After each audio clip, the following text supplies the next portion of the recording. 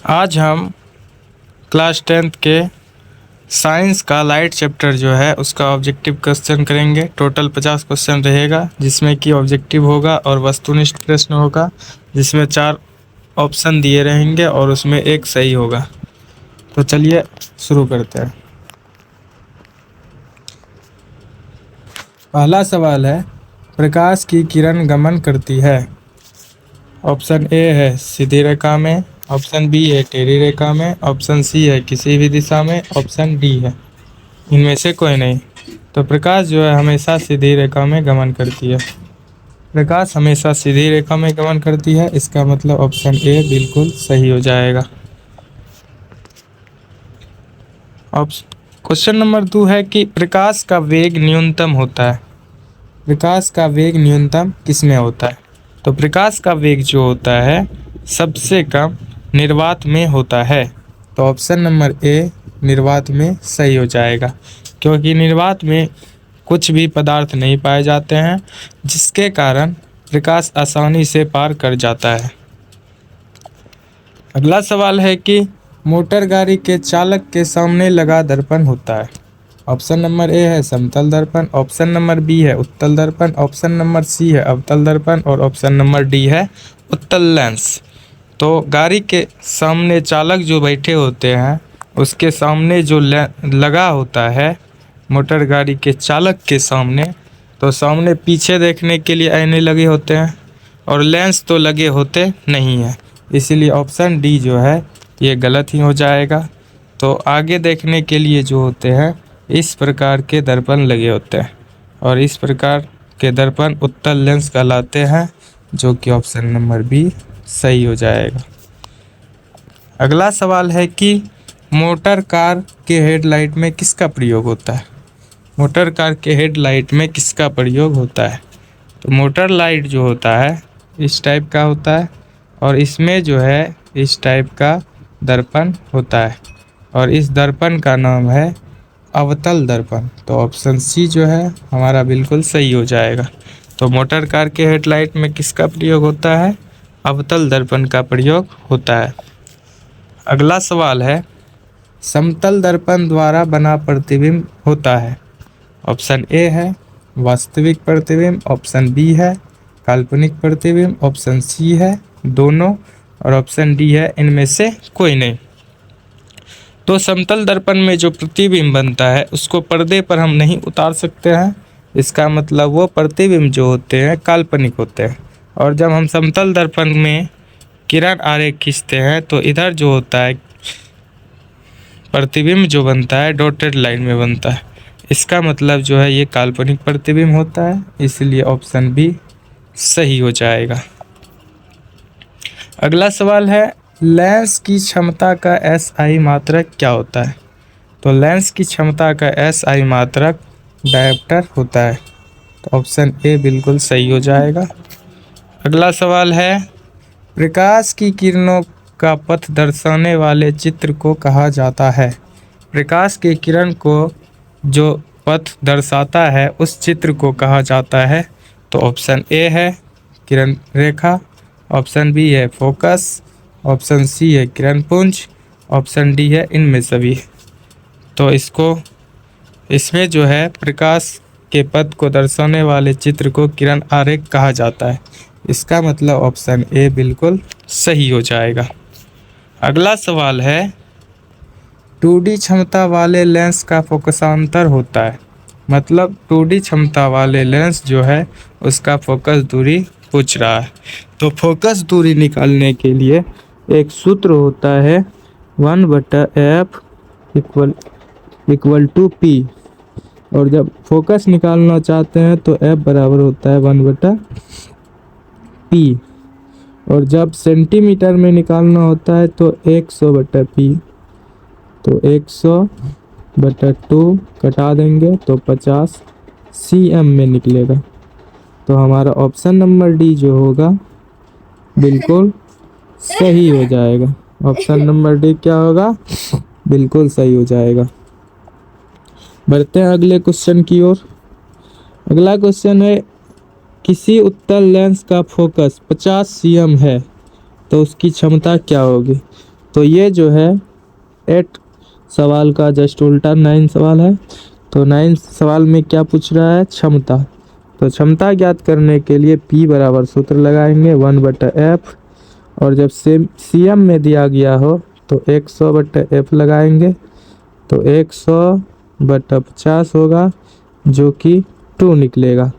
लेकिन यहाँ पे बात उत्तल लेंस की हो रही है, तो उत्तल लेंस की फोकस दूरी प्लस में होता है, इसका मतलब हमारा +2D होगा जो कि D नंबर है, बिल्कुल सही हो जाएगा।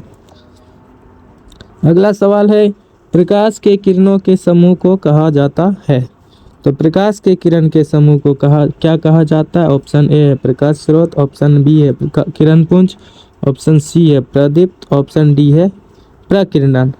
तो प्रकाश के किरणों के समूह को किरण पुंज कहा जाता है। अगला सवाल है उत्तल लेंस की क्षमता होती है। चूंकि उत्तल लेंस है तो उत्तल में यहाँ प्लस का साइन आ जाता है लिखने के बाद, इसका मतलब इसमें जो है धनात्मक हो जाएगा। आगे का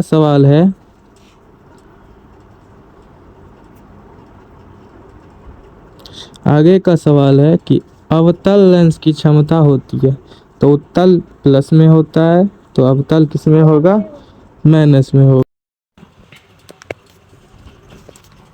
उत्तल लेंस को कहते हैं, ऑप्शन ए है अभिसारी लेंस, ऑप्शन बी है द्वि उत्तल लेंस, ऑप्शन सी है अपसारी लेंस, ऑप्शन डी है इनमें से कोई नहीं। तो उत्तल लेंस को जो है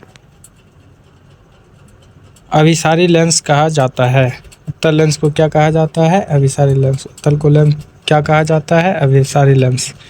अगला सवाल है कि एक अवतल लेंस को क्या कहा जाता है? तो इसका जस्ट उल्टा है। यदि उत्तल को अभिसारी लेंस कहेंगे तो अवतल को अपसारी लेंस कहेंगे। तो ऑप्शन नंबर सी बिल्कुल सही हो जाएगा। अगला सवाल है निम्न में से कौन सा पदार्थ लेंस बनाने के लिए प्रयुक्त किया जा सकता है? निम्न में कौन सा पदार्थ लेंस बनाने के लिए प्रयुक्त किया जा सकता है? तो ऑप्शन ए है जल, ऑप्शन बी है कांच, ऑप्शन सी है प्लास्टिक, ऑप्शन डी है मिट्टी। तो जल से भी लेंस बनाया जा सकता है, कांच से भी बनाया जा सकता है, प्लास्टिक से भी बनाया जा सकता है, लेकिन मिट्टी से बनाया नहीं जा सकता, इसीलिए ऑप्शन डी बिल्कुल सही हो जाएगा। अगला सवाल है किस दर्पण से हमेशा वस्तु से छोटा प्रतिबिंब प्राप्त होता है? किस दर्पण से हमेशा वस्तु से छोटा प्रतिबिंब प्राप्त होता है? तो ऑप्शन ए है समतल दर्पण, ऑप्शन बी है उत्तल दर्पण, ऑप्शन सी है अवतल दर्पण, ऑप्शन डी है इनमें से कोई नहीं। तो हमेशा छोटा जो प्राप्त होता है उत्तल दर्पण से प्राप्त होता है, तो बी हमारा सही हो जाएगा। अगला सवाल है कि किस दर्पण से वस्तु का बड़ा प्रतिबिंब बनता है? किस दर्पण से वस्तु का बड़ा प्रतिबिंब बनता है? तो ये 16 का जस्ट उल्टा है, तो हमारा बी नंबर आंसर हो जाएगा। बढ़ते हैं अगले सवाल की ओर। प्रकाश के परावर्तन के कितने नियम हैं? ऑप्शन है 1, 2, 3, 4। तो प्रकाश के परावर्तन के 2 नियम होते हैं, ऑप्शन बी सही हो जाएगा।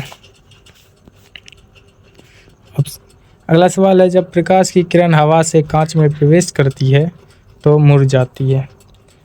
हवा से जब कांच में प्रवेश करेगा, एक कांच की सिल्ली लेंगे और हवा से जब कांच में प्रवेश करता है तो ये अविलंब की ओर झुक जाती है, तो अविलंब के निकट जाएगी, अविलंब के निकट जाएगी। ऑप्शन नंबर बी सही हो जाएगा। अगला सवाल है फोटोग्राफी कैमरा का विदृश्यक लेंस होता है। फोटोग्राफी जो कैमरा होता है उसका विदृश्यक लेंस, विदृश्यक जो होता है उसमें कौन सा लेंस लगा होता है? तो इसका आंसर जो है उत्तल लेंस हो जाएगा। जिससे हम फोटोग्राफी कैमरा में देखते हैं उसमें उत्तल लेंस लगा होता है।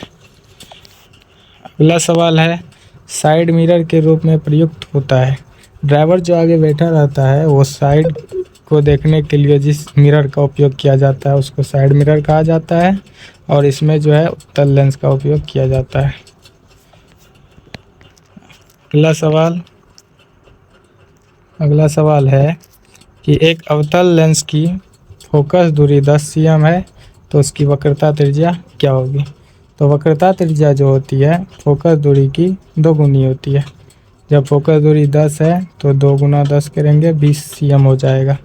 तो ऑप्शन नंबर बी बिल्कुल सही हो जाएगा। अगला सवाल है निर्गत किरण व अभिलंब के बीच के कोण को क्या कहते हैं। निर्गत किरण है और अभिलंब है तो इसको निर्गत कोण बोलेंगे। जब आपतित किरण और अभिलंब रहेगा तो आपतन कोण बोलेंगे। परावर्तित किरण और अभिलंब रहेगा तो परावर्तन कोण बोलेंगे। निर्गत किरण और अभिलंब है तो निर्गत कोण कहेंगे। तो ऑप्शन सी बिल्कुल सही हो जाएगा। अगला सवाल है सरल सूक्ष्मदर्शी में किसका उपयोग होता है। सरल सूक्ष्मदर्शी में किसका उपयोग होता है। तो सूक्ष्मदर्शी में उत्तल लेंस का उपयोग होता है। किसका होता है, उत्तल लेंस का। ऑप्शन नंबर डी सही हो जाएगा। अगला सवाल किस लेंस के द्वारा सिर्फ काल्पनिक प्रतिबिंब बनता है।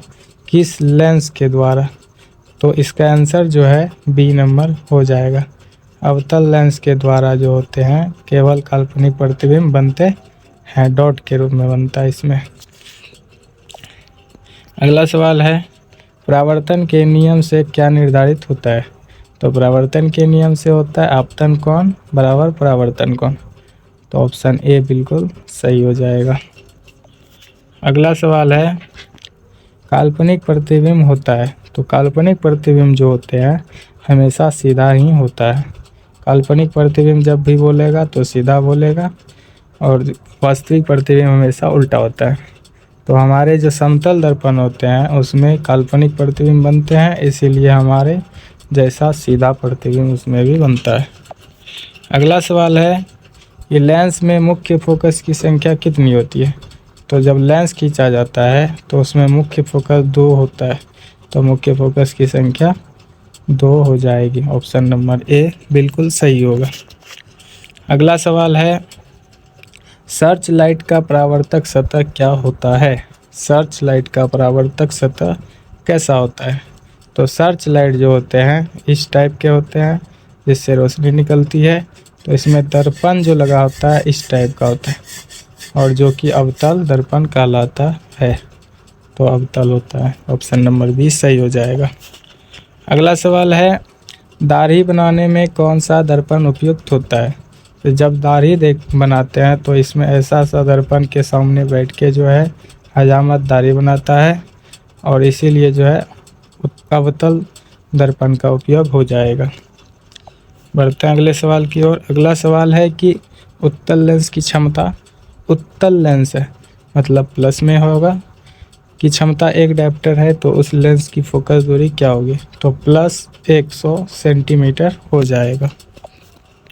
अगला सवाल है किसी गोलीय दर्पण तथा किसी पतले लेंस दोनों की फोकस दूरियां -15 cm है।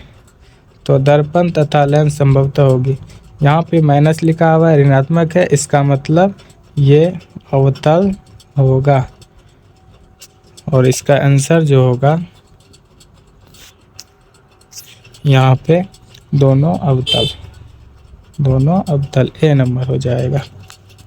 बढ़ते हैं अगले सवाल की ओर। प्रकाश के अपवर्तन के कितने नियम हैं।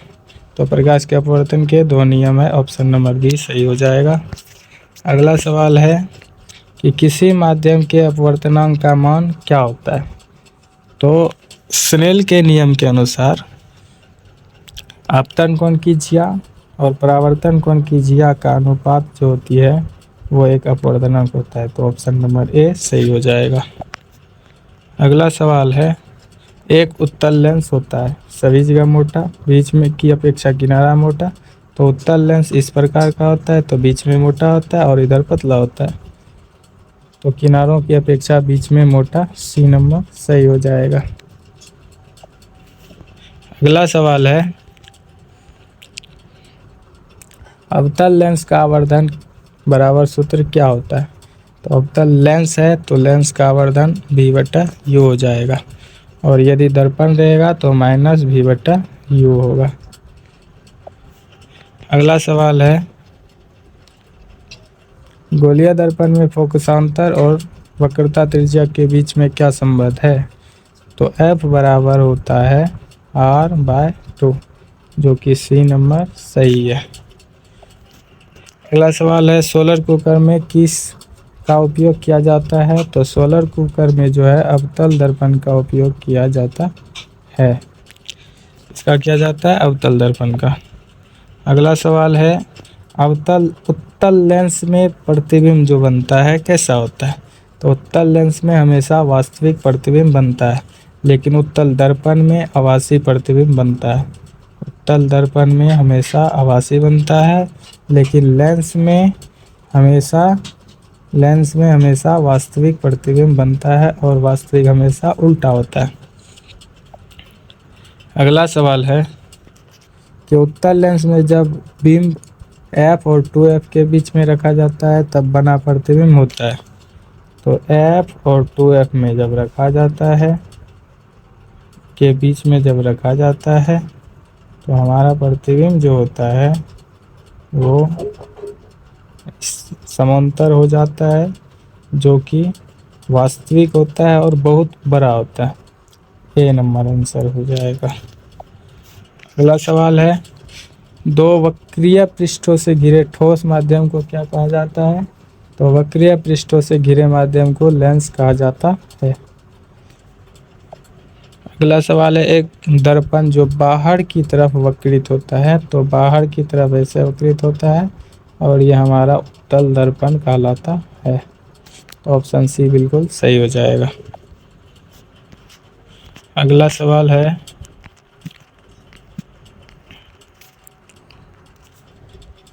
गोलीय दर्पण के परावर्तक पृष्ठ केंद्र को दर्पण का डैश कहा जाता है।